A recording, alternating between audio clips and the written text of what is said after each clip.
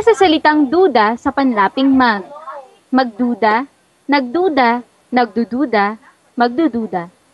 Huwag ka sana magduda sa pagmamahal ko sa iyo. Nagduda si Ana sa akin. Nagdududa si Ana sa kapitbahay.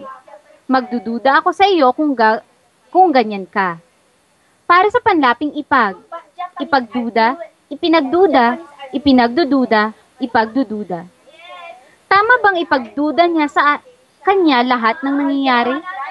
Wala na akong magagawa, ipinagduda niyo na ito sa kanya. Lagi na lang ako ang ipinagdududa niyo. Di mo matanggal sa akin na ipagdududa ko sa kanya lahat ng nangyari.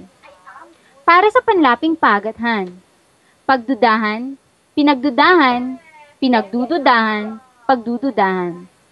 Simula ngayon, ayaw kong pagdudahan niyo si Ken tungkol sa pagmamahal niya sa akin. Pinagdudahan ako ng nanay ko na lumiliban daw ako sa klase. Lagi na lang akong pinagdududahan dito sa bahay natin. Pagdududahan ko siya kung hindi siya susunod sa usapan.